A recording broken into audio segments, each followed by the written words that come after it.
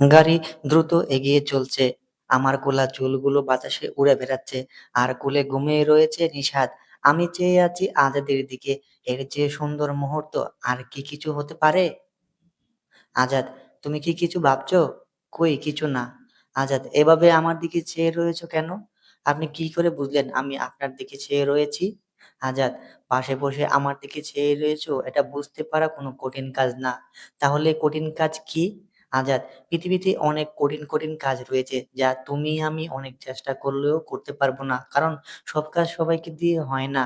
হুম, এটা ঠিক বলেছেন। দুজন কথা বলছি আর গাড়ি এগিয়ে চলছে শহর ছেড়ে গ্রামের দিকে। দুপুরে একটা বড় হোটেলের সামনে গাড়ি পার্কিং করা হলো। আমরা তিনজন গাড়ি থেকে নেমে হোটেলে ঢুকে ফ্রেশ হয়ে দুপুরের খাবার খেয়ে নিলাম। সেখানে কিছু সময় রেস্ট নিয়ে আমরা আবার রওনা হলাম গ্রামের পথে। নিশাত, আচ্ছা আম্মু, গ্রাম দেখতে কেমন হয়? গ্রাম দেখতে অনেক সুন্দর। তুমি কখনো গ্রামে যাওনি? নিশাত, না, আমি কখনো গ্রামে যাইনি। আচ্ছা বাবা, তোমাকে নিয়ে এবার গ্রামে আমি অনেক ঘুরবো। নিশাত, বাবাকে সাথে নিবা না? তোমার বাবার যদি ইচ্ছে হয় তবে আমাদের সাথে ঘুরবে। সে তো ছোট মানুষ নয়, তাই না? এভাবেই তিনজন গল্প করতে করতে বিকালের ভিতর আমার চিরচেনা গ্রামে চলে আসলাম। কি পরিমাণ ভালো লাগছিল বলে বোঝাতে পারবো না। মামা মামি সবাই বেশ খুশি হলো। মামাকে আমার শাশুড়ি আগেই ফোন দিয়ে আমাদের বাসায় আসার কথা জানিয়ে দিয়েছিল। মামা আর মামি নানান আয়োজন করে বেশ কয়েক রকমের পিঠা বানিয়েছে মামি। কলেজ শেষ করে বাসায় এসে জুমা আর রিফাত আমাদেরকে দেখে কি পরিমাণ আনন্দিত হয়েছে তা বলে বোঝাতে পারবো না। জুমা জড়িয়ে ধরে কান্না করে দেয়। ছোটবেলা থেকে ওদের দুই ভাই বোনকে স্নেহ ভালোবাসা দিয়ে বড় করেছি। এত সহজে ওরা আমাকে ভুলতে পারবে না, আমি ওদের ভুলতে পারবো। পাঁচজন একসাথে বসে নাস্তা করছি, সাথে গল্পের আসরও বেশ জমে উঠেছে। গল্পে গল্পে নাস্তা করছি আর মামি রান্না করছে। আমি ওদের রেখে রান্নাঘরে চলে আসলাম মামিকে সাহায্য করার জন্য। আমাকে দেখে মামি বলে উঠলো, কিরে মা, তুই নতুন জামাই রেখে এখানে কেন আসছিস? তোমাকে রান্নায় সাহায্য করতে এসেছি। আর তোমার সাথে আসার পর কোনো রকম কথাও হলো না। মামি, কথা বলার কি সময় শেষ হয়ে গিয়েছে? যা, এখন যে জামাইকে সময় দে। তাকে সময় দেবার জন্য তো সারা জীবন পড়ে রয়েছে। মামি, তোর সাথে অনেক খারাপ ব্যবহার করেছি, যদি পারিস তো ক্ষমা করে দিস। কথাটা বলার সময় মামির কণ্ঠটা ভারী হয়ে আসলো। চোখের কোণে পানি জমে গিয়েছে। মামির হাতটা শক্ত করে ধরে, কি বলছো তুমি এসব? তুমি অন্যায় কেন করবে? মায়ের আদরে বড় করেছো। মাকে তো জন্মের পর থেকে পাইনি, তুমি তো আমার মা। মা হয়ে মেয়েকে শাসন করেছো, তাতে অন্যায়ের কি আছে? আমার কথা শুনে মামি এবার কেঁদেই দিল। মামিকে শক্ত করে জড়িয়ে ধরলাম। আমি এখন বুঝতে পারছি অভাবের কারণে মামি একটা সময় এমন করেছে। আর মামি যে সব সময় আমার সাথে খারাপ ব্যবহার করেছে তাও না। জীবনের জীবনের বাস্তবতা এটাই, আপন মানুষ দূরে গেলে তার গুরুত্ব বোঝা যায়। গত ২ দিন আমি বুঝেছি কতটা আপন ছিল মানুষগুলো। প্রতিটা মুহূর্ত আমি সবাইকে মনে করেছি। মামি, এখন যা, জামাইকে সময় দে। তুমি যাও, আমি রান্না করছি, যেয়ে কথা বলো। মামি, আমি কি কথা বলবো? আচ্ছা, ওদের পরিবার কেমন, তোকে কি সময় কিরকম কষ্ট দেয়? না মামি, তারা খুবই ভালো। আমার কোনো রকম অসুবিধা হচ্ছে না সেখানে, বরং বেশ ভালো সুখেই রয়েছি। মামি, যাক, আল্লাহ তোর উপর মুখ তুলে চেয়েছে। দোয়া করি আল্লাহ সারা জীবন তোকে সুখে শান্তিতে রাখুক। দুজন গল্প করতে করতে রান্না শেষ করলাম। রান্না শেষ করে ফিরে এসে দেখি তখনও তারা গল্প করছে। আমি নিশাদকে কোলে নিতে নিতে বললাম, গল্প করে সারা রাত পার করবে নাকি তোমরা? আজাদ, মন্দ হয় না যদি গল্প করে সারা রাত কাটিয়ে দেওয়া যায়। তারপর সারাদিন ঘুমাইবে ঘুমাইবেন, তাই তো? তাহলে গ্রামে এসে লাভ কি বলুন তো, যদি গ্রামের সৌন্দর্য উপভোগ না করা গেল? আজাদ, সারাদিন ঘুমাবো কেন?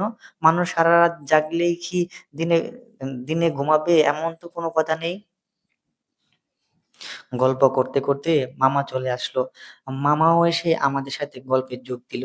বেশ কিছু সময় পর মামি সবকিছু রেডি করে সকলকে ডাক দিল। সবাই একসাথে রাতের খাবার খেতে বসলাম। বাহিরে প্রচন্ড বাতাস শুরু হলো, তাতে বিদ্যুৎ চলে গেলে মামি হারিকেন জ্বালালো। খাবার শেষ হতে হতেই খুব বৃষ্টি শুরু হলো।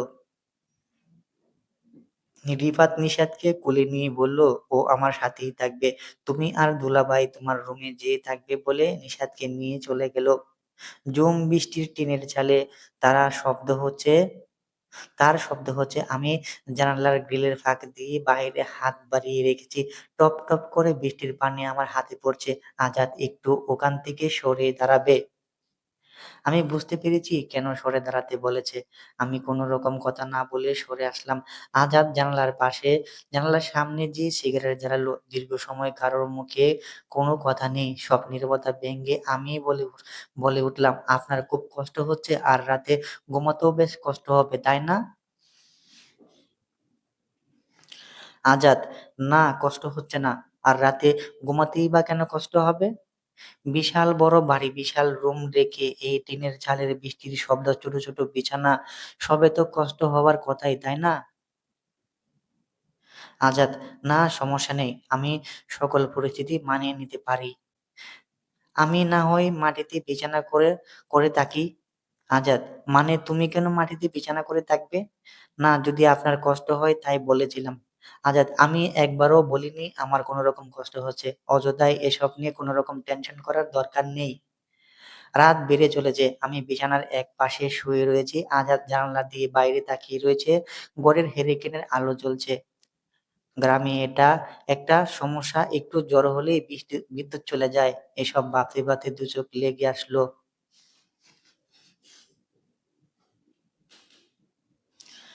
হঠাৎ ঘুম ভেঙে গেল। তাকিয়ে দেখি আজাদ পাশে শুয়ে ঘুমিয়ে রয়েছে।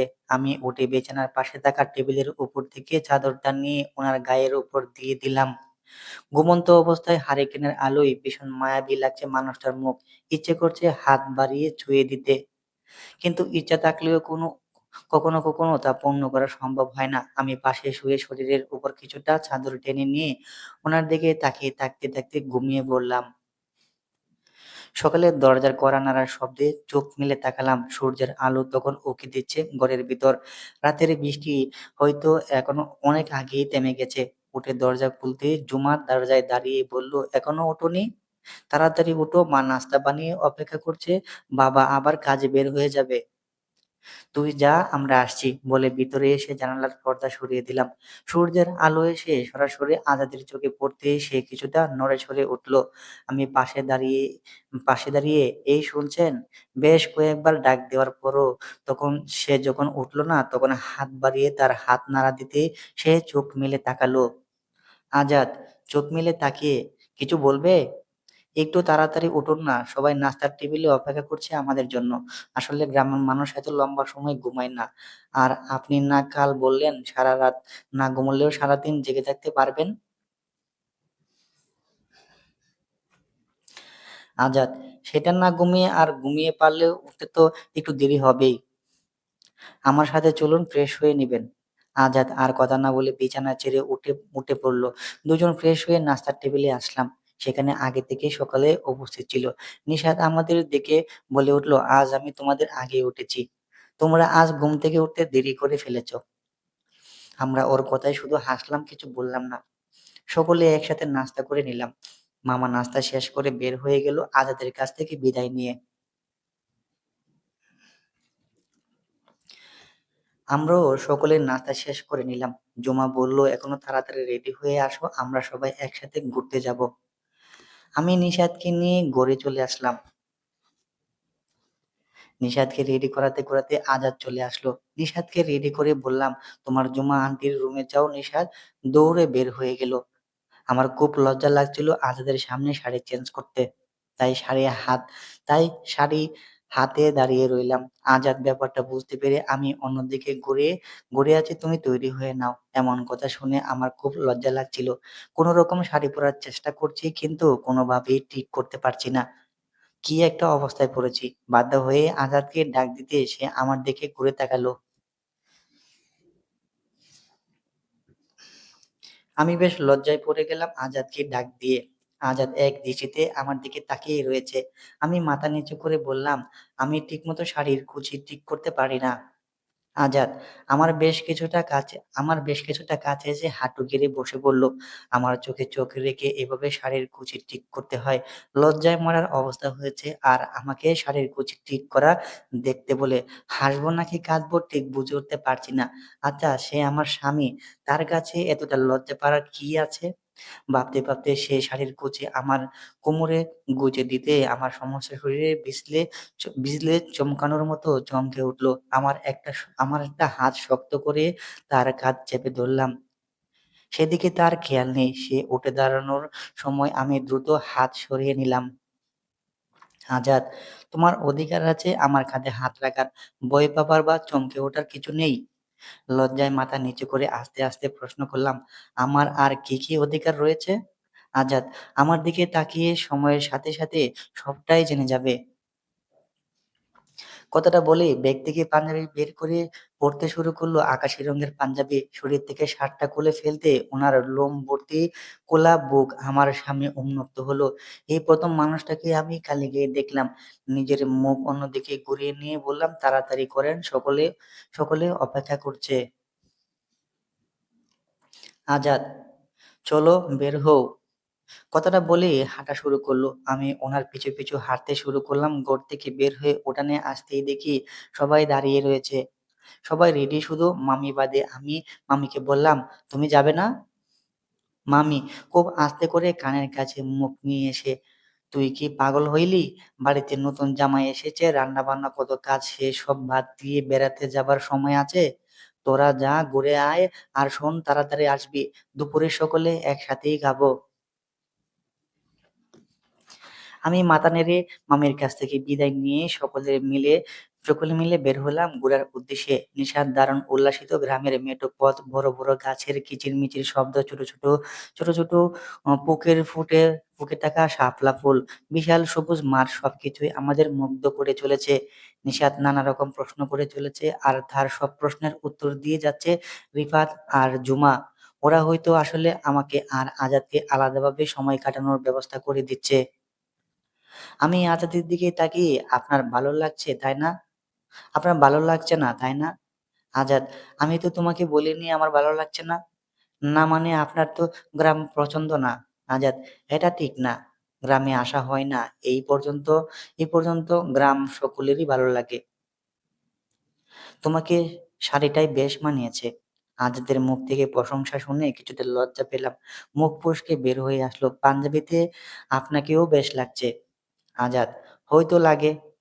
গল্প করছি আর এগিয়ে চলছি। বেশ কিছুটা পথ হাঁটার পর কবরস্থানের সামনে চলে আসলাম।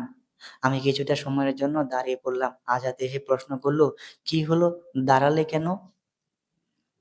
এই কবরস্থানে আমার বাবা মায়ের কবর রয়েছে, তারা চিরতরে ঘুমিয়ে রয়েছে এখানে। আজাদ রিফাতকে ডাক দিয়ে আমাকে আর জুমাকে বাইরে থাকতে বলে নিশাদকে নিয়ে ভিতরে ঢুকে পড়ল। আমি আর জুমা কবরস্থানের বাহিরে দাঁড়িয়ে রইলাম। তারা কবর জিয়ারত করার জন্য ভিতরে গিয়েছে। সত্যি মানুষটা বাহিরে যতটা শক্ত, ভিতরে ঠিক ততটাই নরম।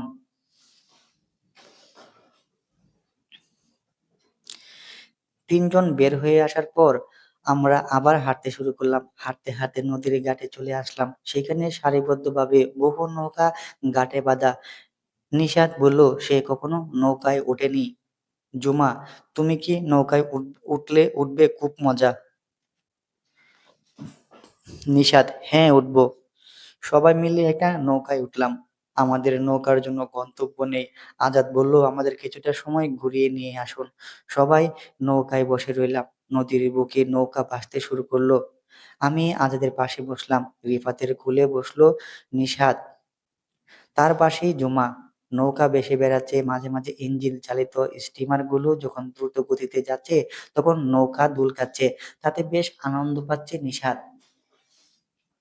সে আনন্দে মাঝে মাঝে উম মাঝে মাঝে মজা মজা বলে চিৎকার করে উঠছে। তার দেখে মাঝে মাঝে আজাদ মুচকি হাসি দিচ্ছে। সত্যি মানুষটা হাসিতে অনেক মায়া, অনেক সৌন্দর্য রয়েছে।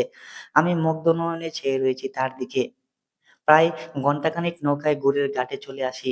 নৌকা থেকে নেমে হাঁটতে শুরু করি। দুপুর হয়ে আসছে। সবাই মিলে বাড়ির উদ্দেশ্যে হাঁটা শুরু করি। জুমা, রিফাত আর নিশার সামনে আর আমি আজাদ তাদের পিছু পিছু। আপনার হাসি কিন্তু খুব সুন্দর, আজাদ। হয়তো, হয়তো হ্যাঁ। এখন থেকে সবসময় হাসিখুশি থাকবেন। বেশ লাগে আপনাকে হাসি মুখে। আজাদ, একটু হাসি ফুটিয়ে মুখের চেষ্টা করব। হুঁ, চেষ্টা করলে হবে না। হাসতে হবে, সবাইকে হাসাতে হবে।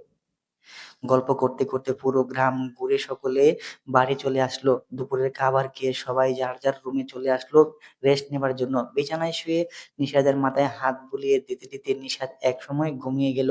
সাথে আমারও দু চোখ বন্ধ হয়ে আসলো। বিকালে বজ্রপাতের শব্দে ঘুম থেকে লাফিয়ে উঠলাম। আজাদ একপাশে শুয়েছিল। আমাকে এভাবে লাফিয়ে উঠতে দেখে প্রশ্ন করলো, ভয় পেয়েছি কিনা। হ্যাঁ, বজ্রপাতের শব্দে আমার ভয় লাগে। আজাদ, এত বড় হয়েছো তাও ভয় পাও? ছোটবেলা থেকেই আমি এসব শব্দ ভয় পাই। আজাদ শব্দ করে হেসে দিল। তারা হাসির সাথে সাথে আরো বজ্রপাত শব্দ হলো। আমি ভয়ে দুহাত কানে চেপে ধরলাম। আজাদ এবার বলে উঠল, তুমি কি সত্যিই খুব ভয় পাও? আমি মাথা নাড়িয়ে হ্যাঁ। আজাদ নিশাদকে কোলে নিয়ে বিছানার এক পাশে রেখে আমার হাত শক্ত করে চেপে ধরল। আজাদ, ভয় পাওয়ার কিছু নেই। আমি আছি তোমার পাশে। সারা জীবন থাকবেন তো আমার পাশে? আজাদ, যতদিন বেঁচে আছি ততদিন থাকবো। তাতেই হবে, আমরা কেউ চিরদিন বেঁচে থাকবো না। বৃষ্টি বেড়েই চলেছে। দরজার অপর প্রান্তে থেকে ঝুমা নক নক করে বলতে থাকলো, ভিতরে কি আসতে পারি? ঝুমার কণ্ঠ শুনে আজাদ আমার হাত ছেড়ে দিল। আয়, ভিতরে আয়। ঝুমা ট্রে হাতে ভিতরে ঢুকে, এই নাও, বৃষ্টির দিনে চায়ের সাথে জুড়ি ফিটা খেতে বেশ মজা লাগবে। আজাদ ঝুমার দিকে তাকিয়ে, তুমিও আমাদের সাথে বসে খাও। ঝুমা, না না, আমার অনেক কাজ আছে, আপনারাই খেয়ে নিন। তোকে বসতে বলেছে, আর আমি জানি তোর কোনো কাজ নেই। জুমা এভাবে বেশ বিপদেই পড়ে গেল আমার কথা শুনে। আর কোনো কথা না বলে আমাদের সাথেই বিছানায় বসে পড়ল। এমন সময় বাহির থেকে রিফাতের কণ্ঠ শুনে তাকেও ভিতরে আসতে বললাম। সেও ভিতরে আসলে চারজন মিলে গল্প করতে করতে চা নাস্তা খেয়ে নিলাম। রাত হয়ে এসেছে, অথচ বৃষ্টি থামার কোনো নামই নেই। এদিকে বিদ্যুৎও নেই। জুমা, তোমরা বসো, আমি যেয়ে দেখি আম্মুর রান্না হলো কিনা। তুই বসে গল্প কর, আমি যেয়ে দেখছি। বলেই সেখান থেকে উঠে রান্না করে চলে আসলাম। মামির সব রান্না হয়ে গিয়েছে। মামির সাথে সব খাবার টেবিলে নিয়ে আসতে সহযোগিতা করলাম। মামি, যা, সবাইকে নিয়ে আয়, খেতে বসবি। আমি রুমে এসে সবাইকে খাবার টেবিলে আসতে বললাম। জুমা আর রিফাত আজাদকেও সঙ্গে নিয়ে খাবার টেবিলে চলে আসলো। আমি নিশাদকে কোলে নিয়ে ওদের পিছু পিছু রওনা হলাম। সবাই একসাথে খেয়ে নিলাম। বৃষ্টি থামার কোনো নামই নেই। রিফাত নিশাদকে নিয়ে নিজের রুমে চলে গেল। আমি আর আজাদ চলে আসলাম আমাদের রুমে। চা খাবেন? আজাদ, হলে মন্দ হয় না, কিন্তু এই ঝড় বৃষ্টির ভিতরে কষ্ট করার দরকার নেই। আমি হাসি দিয়ে, এ আর এমন কি কষ্ট? আপনি বসে রেস্ট নিন, আমি বানিয়ে নিয়ে আসছি। রুম থেকে বের হয়ে রান্নায় রুম থেকে বের হয়ে রান্নাঘরে চলে আসলাম। পানি গরম দিতে মামি চলে আসলো রান্নাঘরে। মামি, তুই আসলি কেন? আমাকে বললেই তো হতো। তাতে কি হয়েছে? বসো, গল্প করি। দুজন গল্প করতে করতে চায়ের পানি গরম হয়ে গেল। আমি চা বানিয়ে মামির হাতে দিয়ে নিয়ে যেতে বললাম, আর 2 কাপ নিয়ে আমি নিজের রুমে চলে আসলাম। চায়ের কাপ চায়ের কাপ আজাদের দিকে এগিয়ে দিলাম। আজাদ হাসি মুখ ফুটিয়ে ধন্যবাদ আমাকে হাসি ফুটিয়ে বলল, ধন্যবাদ? কিসের ধন্যবাদ? এটা আমার দায়িত্ব। আজাদ কিছু না বলে চায়ের কাপে চুমুক দিয়ে আমার দিকে চেয়ে রইল। আমিও আজাদের দিকে মনোমুগ্ধর মতো চেয়ে রইলাম। মানুষটাকে যতই দেখছি ততই মুগ্ধ হচ্ছি, ততই তাকে ভালোবেসে ফেলছি। আচ্ছা, মানুষটার মাঝে কি কখনো আমার মানুষটার মাঝে কি কখনো আমার জায়গা হবে না? সে কি সবকিছুর শেষে আমাকে ভালোবাসতে পারে না? দুজন জানালার পাশে দাঁড়িয়ে কথা বলছি। রাত গভীর হচ্ছে। বৃষ্টির বেগও বেড়ে চলছে। মাঝে মাঝেই বিকট শব্দে বজ্রপাত হচ্ছে। বয়ে বয়ে আমি মাঝে মাঝেই শক্ত করে আজাদের হাত চেপে ধরছি। দীর্ঘ সময় দুজনে নিশ্চুপ দাঁড়িয়ে রইলাম। আজাদ, যে শুয়ে পড়ো। আপনি শুইবেন? আপনি ঘুমাবেন না? রাত তো অনেক হয়েছে। আজাদ, একটু পর। আমি আর কথা না গ- আমি আর কথা না বলে আমি কথা না গড়ে বিছানার দিকে হাঁটতে যাব, ঠিক সেই সময় প্রচন্ড জোরে বজ্রপাত হতেই আমি বইয়ে পেছনে ঘুরে আজাদকে জড়িয়ে ধরলাম। এই প্রথমবারের মতো আমি আজাদের বুকে আমার মাথা রাখলাম। দু হাতে শক্ত করে তার পিঠে আস্তার হাত রাখলাম। হঠাৎ বুঝতে পারলাম আজাদও আমার পেটে হাত রেখেছে। এভাবে কিছুটা সময় কেটে গেল। আজাদ হঠাৎ করে আমার পিঠ থেকে হাত সরিয়ে নিতে কিছুটা অভিমান এসে আমার মনের মাঝে বাসা বাঁধলো। আমি ওনার স্ত্রী, ভালোবাসার না দিক। ওনাকে তো সব বলেছি। ঝড় বৃষ্টির মাঝে বজ্রপাতের শব্দে আমার ভয় লাগে। কেন কিছুটা সময় তার বুকে মাথা রেখে থাকলে কি খুব ক্ষতি হয়ে যেত? রাগে আরো জোরে তাকে জড়িয়ে ধরলাম। আজাদ, কি হলো? বিছানায় যাও। ভয় লাগে আমার। আজাদ দুই হাতে দুই বাহুতে হাত দিয়ে, কিসের ভয়? জানেন না কিসের ভয়? আপনাকে তো বলেছি। আপনি এত স্বার্থপর আর নির্দয় কেন? আজাদ, আমি আবার কি করলাম? কি করেননি আপনি একটু চিন্তা করুন। কথাটা বেশ কিছুটা অভিমান নিয়েই বলে ওনাকে ছেড়ে দিয়ে ঘুরতে একটা একটা মেয়ের মন কি আপনি বুঝেন? আপনার মতো মানুষকে কি করে শুভ্রা আপু ভালোবেসেছিল এটাই তো আমি বুঝতে পারছি না বলে বিছানার দিকে রওনা হতেই পেছন থেকে আজাদ হাত টেনে ধরে। আমি ছাড়িয়ে নেবার চেষ্টা করতে আজাদ একটানে আমাকে গড়িয়ে তার শরীরের সাথে চেপে ধরে।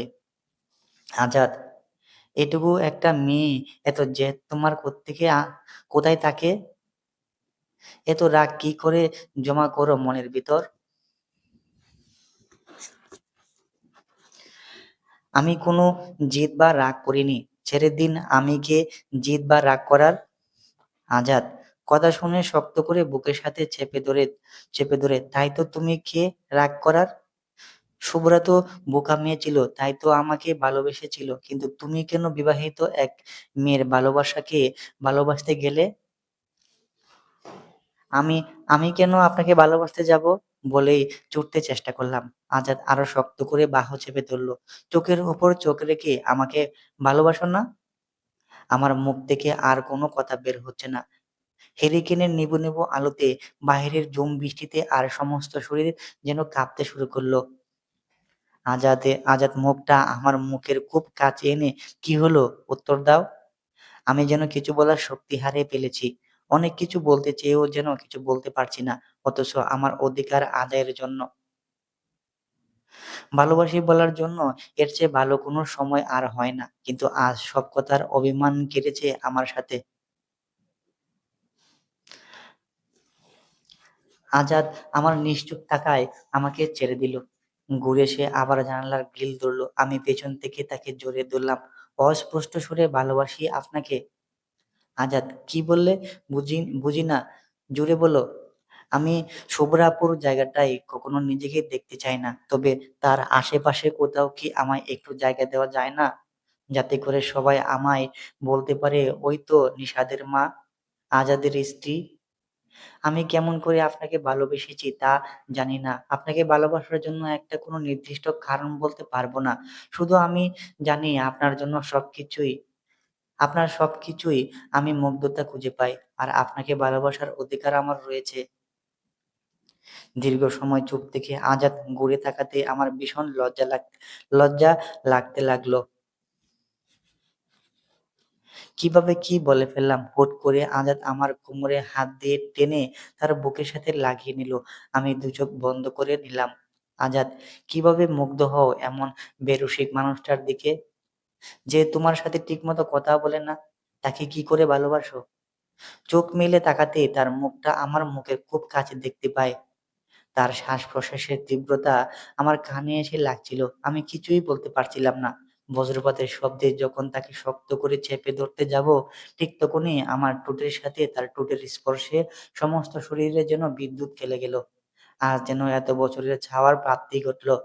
আজাদের ঠোঁটের মাঝে নিজের ঠোঁট রেখে দুচোখ বন্ধ করে খুব শক্ত করে আজাদকে জড়িয়ে ধরে রেখেছি। ঠিক কতটা সময় এমন ছিলাম জানি না। একটা সময় আমি বুঝতে পারলাম, শূন্যে ভাসছি। চোখ মেলে তাকাতেই বুঝতে পারলাম আমি আজাদের কোলে। লজ্জায় আমার সমস্ত চোখ লাল হয়ে গিয়েছে, তা বেশ বুঝতে পারছি। এক পা দুপা করে আজাদ যখন আমাকে কোলে নিয়ে কাঠের দিকে এগিয়ে যাচ্ছিল, তখন নিবু নিবু করে হারিকেনটা পুরোপুরি নিভে গেল। আমি শক্ত করে আজাদকে জড়িয়ে ধরলাম। সকালে পাখির কিচিরমিচির শব্দে চোখ মেলে তাকালাম। পাশেই গভীর ঘুমে মগ্ন আজাদ। বাইরে ঝড় বৃষ্টি সব থেকে গিয়েছে। সব থেমে গিয়েছে। আজাদের পিঠের নিচে থেকে খুব আস্তে করে টেনে শাড়ির আঁচলটা বের করে নিয়ে আসছি যেন ওনার ঘুম না ভাঙে। একসময় সফলভাবে শাড়ির আঁচলটা টেনে নিয়ে এসে নিজের শরীরে পেঁচিয়ে নিয়ে চাদরটা আজাদের শরীরে টেনে দিয়ে আমি আস্তে করে রুম থেকে বের হয়ে এলাম। সবাই তখনও গভীর ঘুমে, আমি গভীর ঘুমে ব্যস্ত। আমি ফ্রেশ হয়ে নিজের রুমে চলে এসে জানালার পর্দা সরিয়ে দিতে কিছুটা আলো গড়িয়ে এসে প্রবেশ করলো। এই যে শুনছেন? ২-৩ বার ডাক দিতে আজাদ চোখ মেলে তাকিয়ে, হুম? উঠেন, তাড়াতাড়ি ফ্রেশ হয়ে নিন। আজাদ, এত সকাল সকাল কেন? আপনি এখন ডাকাতি নেই, গ্রামে আছেন। আমি নাস্তা বানাতে গেলাম বলে হাসতে হাসতে রুম থেকে বের হয়ে এলাম। বেশ কিছুক্ষণ পর মামি রান্নাঘরে এসে আমাকে দেখে, কি রে মা, তুই এত সকাল সকাল রান্নাঘরে কেন? কেন আবার, নাস্তা বানানোর জন্য। মামি, কেন, আমি নাস্তা বানালে কি দেরি হয়ে যায়? দেরি হয়ে যেত নাকি? আমি হেসে দিয়ে, তা তা না মামি, আমার তো বেশি ঘুমানোর অভ্যাস নেই, ঘুম ভেঙে গেল তাই ভাবলাম উঠে কাজ করে, এই তো। মামি, তাই বলে নতুন জামাই রেখে চলে আসতে হবে? এটা ঠিক করিসনি। তুমি যে কি বলো না মামি। মামি, আমি ঠিকই বলি, তুই যা এখন। তোর মামা দেখলে এক্ষুনি আমাকে বকা শুরু করবে। কিছুই বলবে না, ওই তো মামা উঠে গেছে, আমি তো সংসারের কাজই করছি, তাই না? মামা, কি হয়েছে রে মা? কিছু না মামা, আমি রান্নাঘরে এসেছি দেখে মামি রাগ দেখাচ্ছে। মামা, তা তোর রান্নাঘরে কেন আসতে হবে এই সকাল সকাল? ডাকা যে ডাকা যেহেতু আর রান্নাঘরে ঢুকতে পারি না, এখন সুযোগ হয়ে এসেছে তাই আসলাম। মামা হাসতে হাসতে চলে গেল। মামি, তুই যা, যা তো মা, যে দেখ জামাইয়ের কিছু লাগবে কিনা। বুঝছি তোমার সহ্য হয় না আমাকে, এখন তো আমি পর হয়ে গেছি। মামি, এসব কি বলছিস? তুই তো আমার আরেকটা মেয়ে। আমি মামিকে জড়িয়ে ধরলাম। মামি বলল, যত খুব দুষ্ট হয়ে গিয়েছিস। আমি হাসতে হাসতে রান্নাঘর থেকে নিজের রুমে চলে আসলাম। আজাদ শার্ট গায়ে দিচ্ছিল, আমাকে দেখে হেসে দিল। সত্যি মুগ্ধকর হাসি। আমি পাশে দাঁড়িয়ে, এমনি করে সব সময় হাসবেন আজাদ? বেশি হাসা নাকি ভালো না? বলছে আপনাকে, হাসলেই আপনাকে সুন্দর লাগে। আর বাড়ির সকলে চায় আপনি হাসি খুশি থাকুন। আজাদ, আর তুমি কি চাও? আমি আর কি চাইবো? সবার আনন্দেই আমার আনন্দ। আজাদ, তাই বুঝি? জি তাই। আজাদ, আচ্ছা, আজ কোথাও ঘুরতে যাবে না? আকাশের যে অবস্থা, কোথাও যে ঘুরতে যাব বুঝতে পারছি না। আজাদ, কেন, বৃষ্টি নামবে বুঝি? নাকি বিজলি চমকালে বয়ে জড়িয়ে ধরবে? আমার বয়ে গেছে সবসময় আপনাকে জড়িয়ে ধরতে। আজাদ হুট করে কোমর জড়িয়ে ধরে। তাহলে আর কি আমাকে তাহলে আর কি আমাকেই জড়িয়ে ধরতে হবে? বলে টুটে টুট আর আমাকে শক্ত করে কাছে নিয়ে আসতেই দরজার ওপাশ থেকে ঝুমা বলে উঠল, আপু, আসবো করে? আজাদ দ্রুত আমাকে ছেড়ে দিয়ে শার্ট পরতে শুরু করলো। আমি হেসে দিয়ে আয় ভিতরে। ঝুমা, ভিতরে এসে, কি খবর তোমাদের, আজ এত তাড়াতাড়ি ঘুম থেকে উঠে গেছো? কেন, আমি মনে হয় অনেক বেলা পর্যন্ত ঘুমিয়ে থাকি? ঝুমা, তুমি থাকো না, কিন্তু ভাইয়া তো থাকে, তার সাথে না হয় একটু শুয়ে থাকবে, তাতে আর কি, নাকি ভালোবাসা বৃদ্ধি পায়? আজাদ ঝুমার ঘান ধরে টান দিয়ে, অল্প বয়সে বেশি পাকলে যা হয়। ঝুমা হাসতে হাসতে, উফ ভাইয়া, মোটেও আমার অল্প বয়স না, আপুর থেকে মাত্রই 2 বছরের ছোট, তাছাড়া আমার 18 পার হয়েছে। আজাদ হাসতে হাসতে, আর কয়দিন পর 20 বছর, কুড়ির কুড়িতে বুড়ি হয়ে যাবে তাহলে। তাদের কথোপকথন শুনছি আর আজাদের হাসিতে মুগ্ধ নয়নে তাকিয়ে রয়েছি। সত্যি মানুষটার মাঝে কিছু একটা আছে। আজকের কথায় হাসতে হাসতে ঝুমা বলে উঠল, কেন, আমার আপু কি বুড়ি হয়ে গেছে? বরং দিন দিন আমার আপু আরো রূপসী হচ্ছে। তাহলে তার বোন হয়ে আমি কি করে বুড়ি হব? আজাদ, হুম, এটাও তো ঠিক। ঝুমা, হুম, হয়েছে, এবার চলুন নাস্তা খাবেন। তিনজন চলে আসলাম নাস্তা খেতে। রিফাত নিশাদকে নিয়ে আগে থেকেই নাস্তার টেবিলে বসেছিল। একটু পরে মামাও চলে আসলো। সবাই মিলে নাস্তা খেতে বসলাম। নাস্তা শেষে রিফাত বলল, ভাইয়া চলো আজ দূরে কোথাও ঘুরতে যাই। আজাদ, ভালো ঘোরার মতো হলে যেতে পারি। রিফাত, আপনার অবশ্যই পছন্দ হবে। আজাদ, বেশ তো, তাহলে যাওয়া যায়।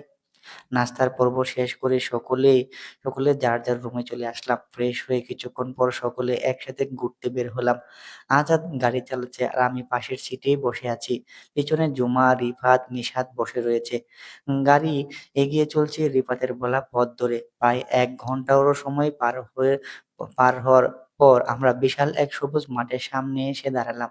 মাঠের একপাশে সবুজ ধানক্ষেত্র আর একপাশে বহমান নদী। গাড়ি থেকে নেমে সকলে মাঠ দিয়ে হেঁটে চলছি। ওরা তিনজন আগে আগে আর আমি আর আজাদ ওদের পিছু পিছু। আমি শক্ত করে আজাদের হাত ধরে রেখেছি। দুজন দুজনের দিকে তাকাচ্ছি, মাঝে মাঝে চোখাচোখি হচ্ছে, হাসছি, লজ্জাও পাচ্ছি, চোখ সরিয়ে নিচ্ছি। এমনি করেই সামনের দিকে এগিয়ে চলছি সবাই। হাঁটতে হাঁটতে এক পর্যায়ে বুঝতে পারলাম আমরা বেশ উঁচুতে উঠে এসেছি, মানে মাঠটা পাহাড়ের মতো খাড়া। অবাক হয়ে দাঁড়িয়ে চারিদিকে মনোরম দৃশ্য দেখে চলেছি। এক পর্যায়ে যেয়ে দেখা গেল যে বয়ে চলা নদীটা নি- বয়ে চলা নদীটা নিচে থেকে এসেছি। তার শুরু হয়েছে পাহাড়ের উপর থেকে। এটা ঠিক পাহাড় বলা যায় না, কিন্তু নাও বলা যায় না, বেশ উঁচু। চারিদিকে সবুজ আর সবুজ, সেই সাথে শীতল বাতাস মুহূর্তে চোখ মন জুড়িয়ে দেওয়ার মতো যথেষ্ট। উপরে উঠতে উঠতে সকালে বেশ খানিকটা ক্লান্ত হয়ে পড়লাম। প্রথমে সকলের একসাথে মাঠে বসলাম, তারপর একে একে সকলে গা ছেড়ে সেখানে শুয়ে পড়তে লাগলো। হঠাৎ করে আজাদ ঘাসের উপর শুয়ে পড়ে। আমাকে টান দিয়ে মাথাটা তার বুকের উপর নিয়ে নিল। আমি কিছুটা হকচকিয়ে, কি করছেন? ওরা কি মনে করবে? আজাদ ফিসফিসিয়ে, ওরা কিছুই মনে করবে না। আর মনে করার কিছুই তো নেই। আমি কি অন্য মেয়ের সাথে ঘুরে বেড়াচ্ছি যে শালা শালির দিকে দিকে যে তার বোনের কাছে বিচার দিবে? বলে এই ঠোঁটটা আমার ঠোঁটের দিকে এগিয়ে দিল। আমি কিছুটা সরে এসে, আপনি খুব দুষ্টুমি করছেন, বুঝছেন? সবকিছু একটু রয়ে সয়ে করতে হয়।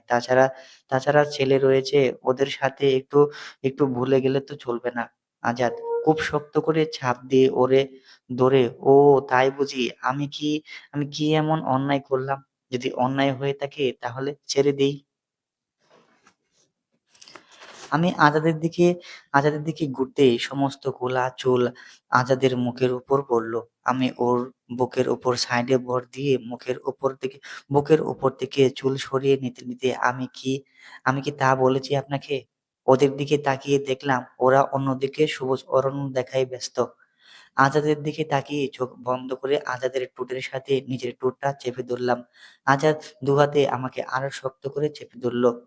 বেশ খানিকটা সময় পর সমস্ত শরীর শীতল বাতাসে ঠান্ডা হয়ে এলো। রিফাত, ভাইয়া কেমন লাগলো এই জায়গাটা? আজাদ হাসি দিয়ে, খুবই সুন্দর। অনেক বছর মনে থাকবে এই জায়গার কথা। সত্যি এত সুন্দর সুন্দর জায়গা রয়েছে এদেশে, অথচ আমরা অনেকেই জানি না। রিফাত, হ্যাঁ ভাইয়া, আমার ভীষণ পছন্দের এই জায়গাটা। আর যদি সত্যি এই জায়গাটা অনেক বছর মনে রাখতে চান, তবে আমি মনে করি প্রতি বছর বর্ষার মৌসুমে অন্তত একবার হলেও আপনার এখানে ঘুরতে আসা দরকার। আজাদ, তা তো বলতে পারছি না প্রতি বছর আসতে পারবো কিনা, তবে কথা দিচ্ছি সময় পেলে আবার আসবো। গল্প করতে করতে সবাই আবার নিচের দিকে গাড়ির উদ্দেশ্যে হাঁটা শুরু করলাম।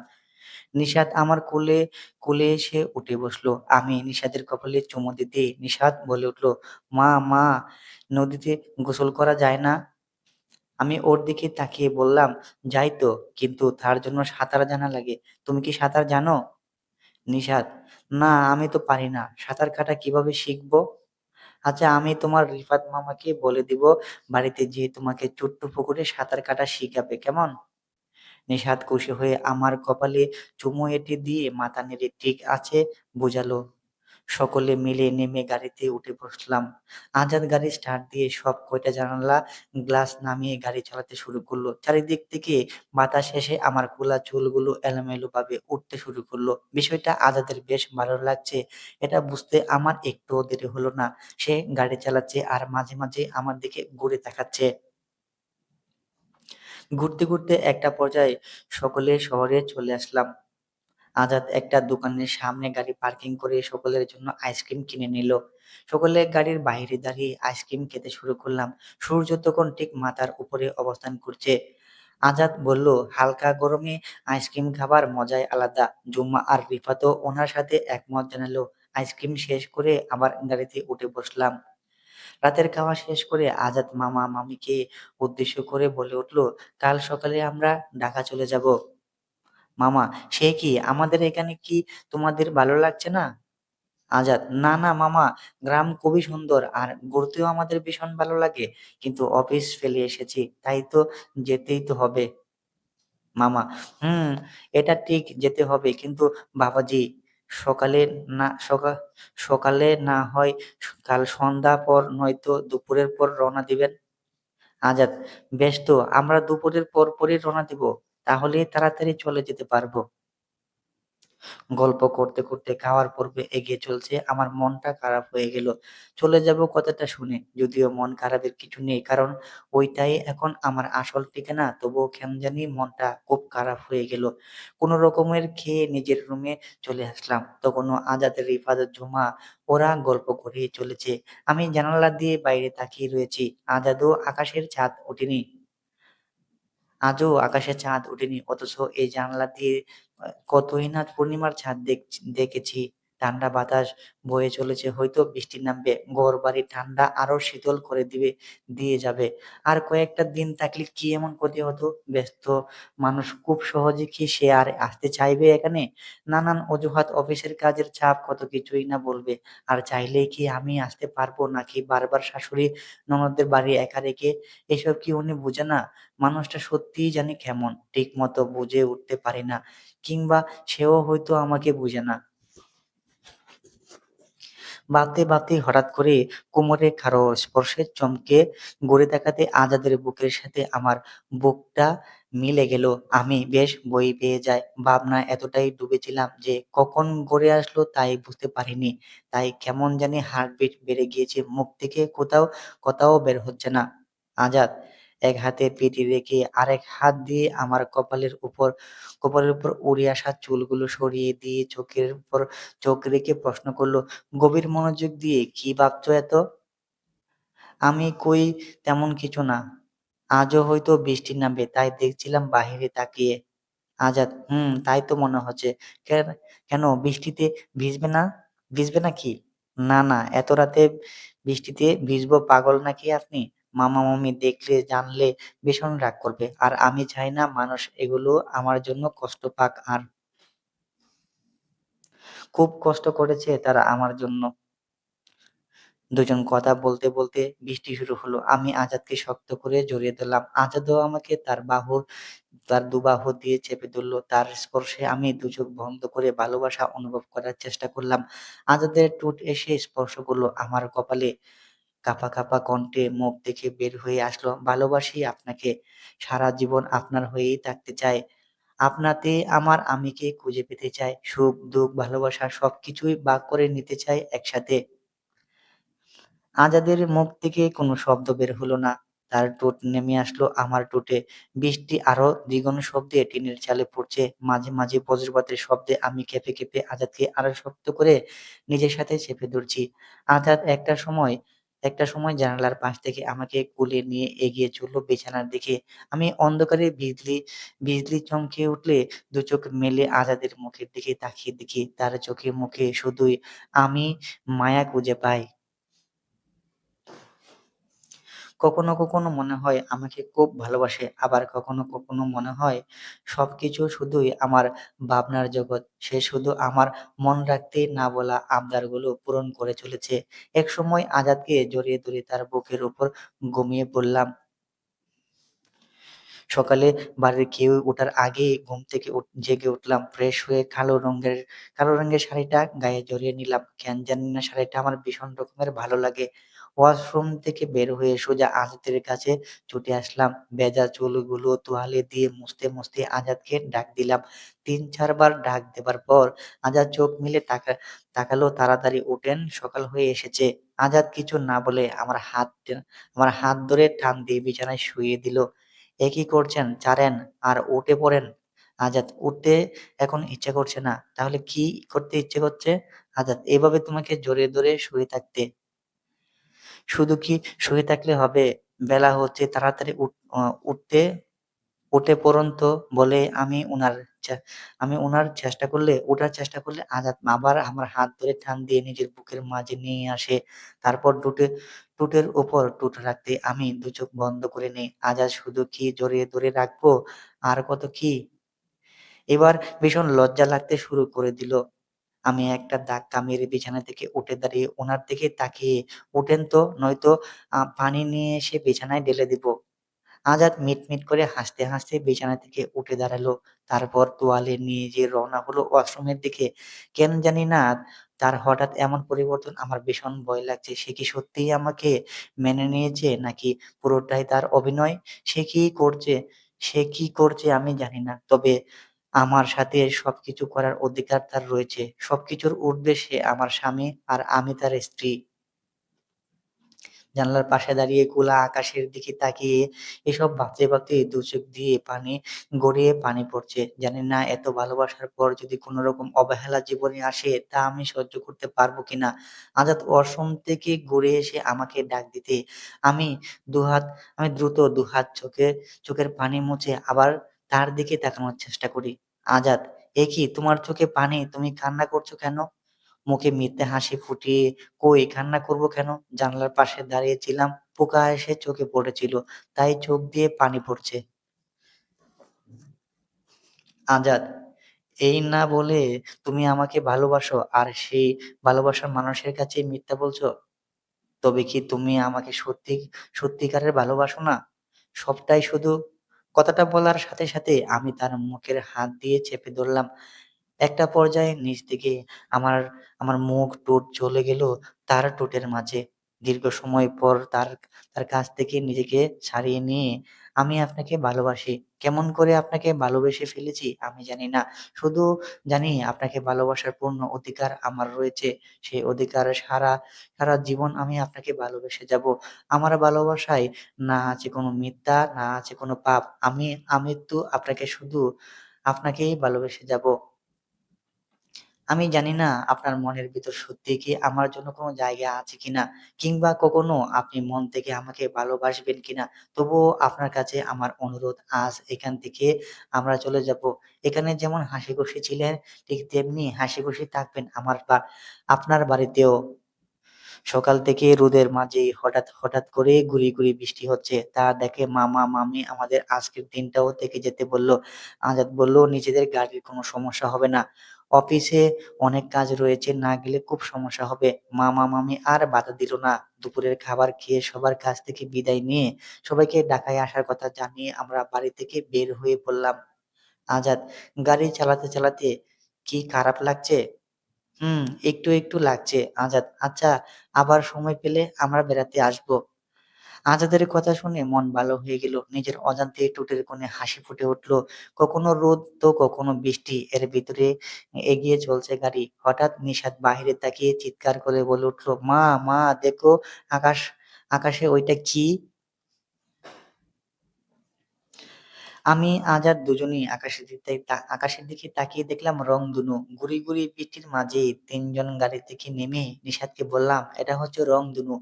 বেশ কিছুটা সময় সেখানেই দাঁড়িয়ে ৩ জন রংধনু দেখে আবার রওনা হলাম। গাড়ি দ্রুত গতিতে হাইওয়েতে এগিয়ে চলছে। বাহিরে কখনো বৃষ্টি, আবার কখনো রোদের খেলা। দুজন গল্প করছি আর নিশাত পেছনের সিটে ঘুমিয়ে রয়েছে। কখন সময় কখন সময় গড়িয়ে রাত হয়ে এসেছে আর কখন ঢাকায় চলে এসেছি সেদিকে খেয়াল নেই আমার। একসময় বাড়ির গেটের সামনে এসে হর্ন দিতেই দারোয়ান দরজা খুলে দিল। গাড়ি বাড়ির ভিতরে ঢুকে পড়ল। গাড়ি থেকে নেমে নিশাদকে কোলে নিয়ে দরজা খুলে ভেতরে ঢুকতেই মা আর আরিশা আমাদের দেখে ভীষণ খুশি হলো। তবে আজাদের দিকে তাকিয়ে মা অভিমানের সুরে বলল, শাশুড়ির বাড়ি যেয়ে দেখি তুই একদম আমাদের ভুলেই গিয়েছিস। ফোনও দেসনি আর ফোন রিসিভও করিস নাই কেন? মায়ের এমন প্রশ্নে আমি কিছুটা চমকে উঠলাম। নিজের জিভে নিজেই কামড় দিলাম। সত্যিই তো, গ্রামে যেয়ে মা আর আনিশার সাথে কোনোরকম যোগাযোগও হয়নি। আমার তো ফোনই নেই, কিন্তু আজাদের তো মায়ের সাথে যোগাযোগ করতে পারত। আজাদ মুখে হাসি ফুটিয়ে, কি করব বলো, গ্রামে বেশিরভাগ সময়ই বৃষ্টি, সেই সাথে ঠিকমতো বিদ্যুৎ থাকে না, তাই ফোনও চার্জে দেওয়া হয়নি, এজন্য বন্ধ হয়েছিল। মা: জানি, জানি, তোর মামা শ্বশুরের সাথে রোজই আমার কথা হতো। যদিও আমি তাকে বলতে মানা করেছিলাম তোদের জানানোর জন্য, তাই উনি জানায়নি। এবার তুই রুমে যা, আমি একটু বৌমার সাথে গল্প করি। আরিশাও মায়ের সাথে তাল মিলিয়ে বলতে থাকলো, হ্যাঁ, হ্যাঁ, তুমি যাও, আমরা তিনজনে বসে গল্প করি। আজাদ উপরে চলে যেতে আরিশা বলে উঠল, ভাবি, তুমি তো ভাইয়াকে জাদু করে ফেলেছ। চমকে উঠ চমকে উঠে, মানে কি? আরিশা: মানে এই যে ভাইয়া কত সুন্দর হেসে হেসে কথা বলছে। মা: দোয়া করি এমনি করে হাসি খুশিতে আবার মেতে উঠুক আমার ছেলেটা। আমি মায়ের হাত ধরে বললাম, দোয়া করবেন আমার জন্য। উপরে যে তিনজনই ফ্রেশ হয়ে নিচে নেমে এসে রাতের খাবার খেয়ে নিলাম। এরপর যার যার সকলে যার যার রুমে চলে আসলাম। সকালে ঘুম থেকে উঠে নাস্তা করে আজাদ অফিসে চলে গেল, আরিশা চলে গেল ভার্সিটিতে, আর আমি মা রান্না শেষ করে গল্প করে সময় কাটিয়ে দিচ্ছি। দেখতে দেখতে দিন কেটে যেতে থাকলো। আজ আর সপ্তাহে ২ দিন করে এখন আমাদের ঘুরতে নিয়ে যায়। সে নাকি আগের মতোই হয়ে গিয়েছে আরিশা আর মা বলে। আর এসব কিছুই নাকি আমার জন্য হয়েছে বলে বেশ প্রশংসা করে দুজন।